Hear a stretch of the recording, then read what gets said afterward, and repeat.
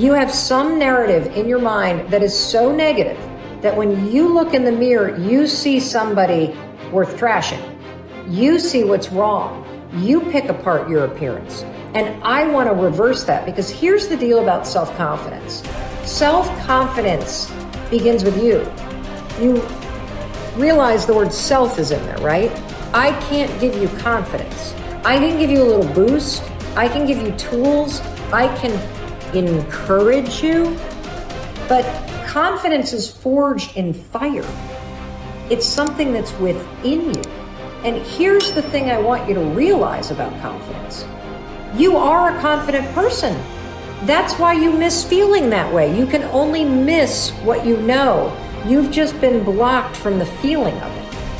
And wherever you are right now in your life, I'm telling you, confidence is in there. You just got to figure out how to tap into it. If you're holding on to something that does not serve you, you are making a terrible error.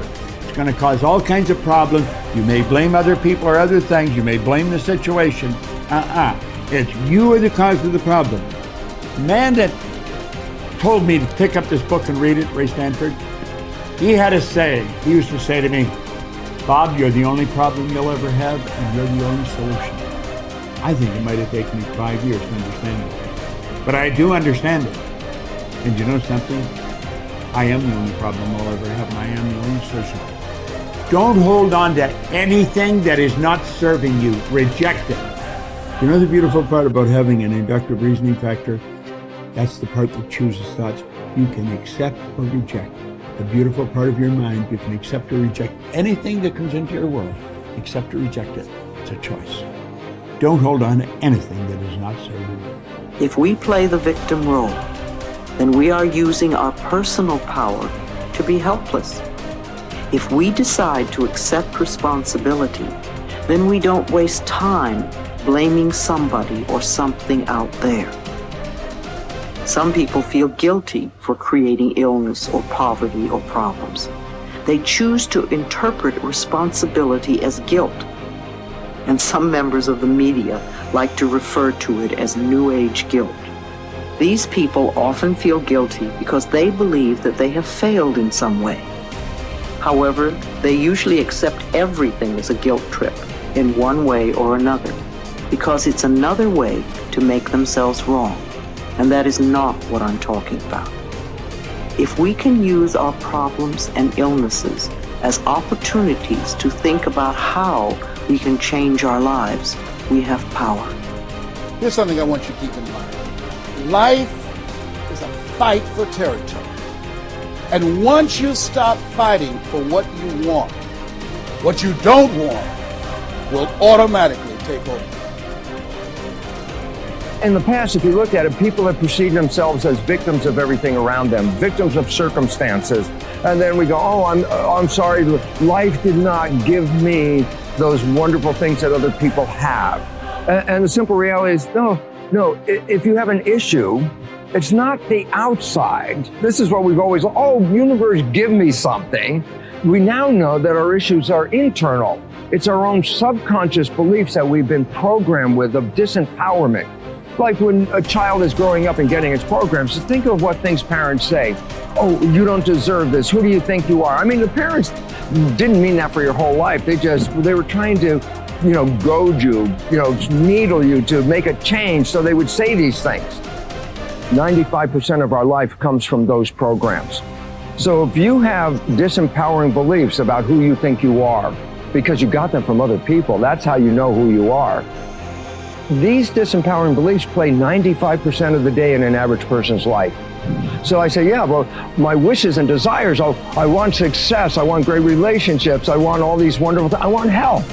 I go, that's conscious mind, because conscious mind's creative.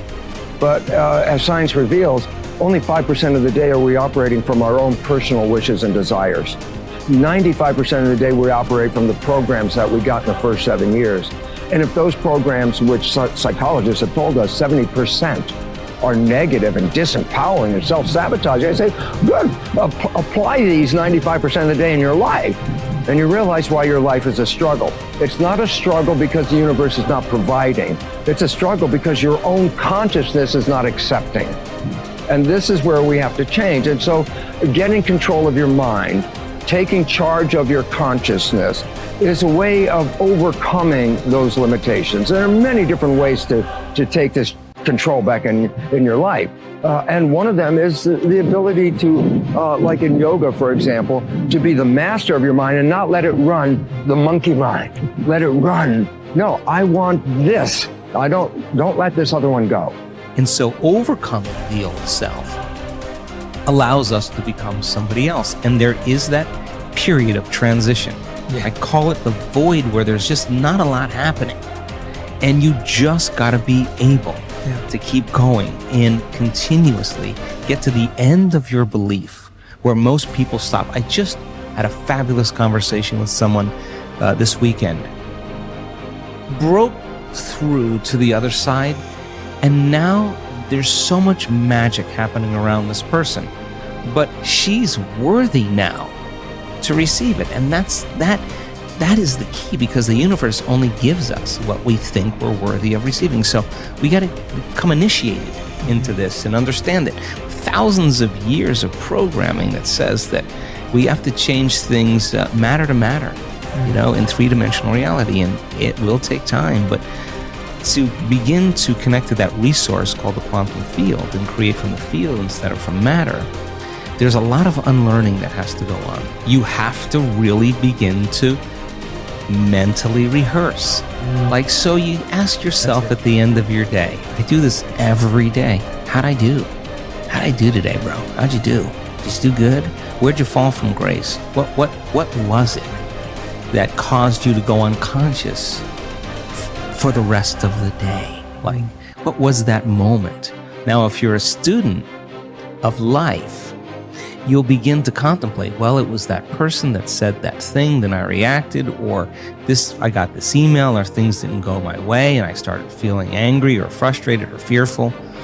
The next time that happens, how could I evolve my experience? Now, you may have to search for some answers of the best model to build, or you may actually have a long contemplation and start to go, God, the next time that happens, I think I'm going to do this, or I'm going to do that, or I'm going to plan my behaviors.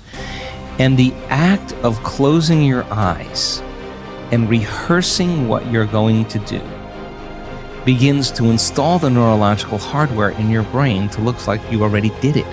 Now the brain is no longer a record of the past. Now it's a map to the future. And if you keep installing that hardware, the hardware will become a software program, which means you'll just start acting like a happy person. Why? There's no magic there. You installed the circuitry. So that's more important than the news. Right. It's more important than answering any email or any text. It's more important than talking about your past. If you want to enjoy self-confidence on the outside, you must practice complete integrity on the inside. The foundation of self-confidence is for you to live your life consistent with your innermost values and principles, while thinking and acting in harmony with your highest aspirations. Men and women with the most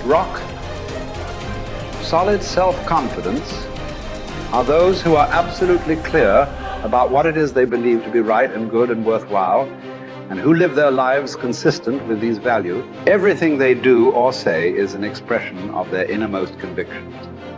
Your whole world can fall down around you, but as long as you know that you are doing the right thing, you will have a deep inner sense of calm that will manifest itself in an attitude of confidence and self-assurance in any situation. You will have many ups and downs in life. But what is most important is that you remain true to yourself. Your true values are only expressed in your actions, in what you do. You can tell what you truly believe by observing what you do in any situation in which you have to make a choice, especially when you are under stress and pulled in two directions at once, with opposing demands or responsibilities. This is when your true values are revealed. The action that you take in any given situation will tell you which of your values is uppermost or whether you have any values at all. It is not what you say, hope, wish, or intend, but only what you do that counts.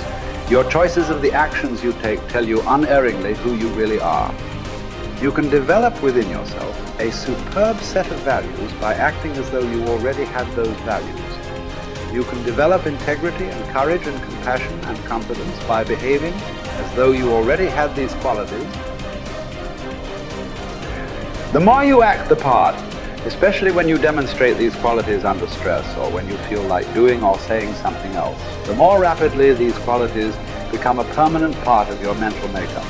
The more you practice good values, the more rapidly you become a truly superior person. The keys to developing the unshakable self-confidence that will make everything else possible for you are self-control, self-mastery, and self-discipline.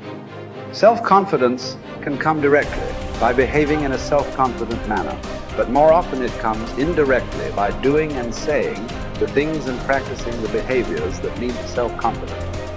The most important self-development behavior is living consistently with your highest values at every opportunity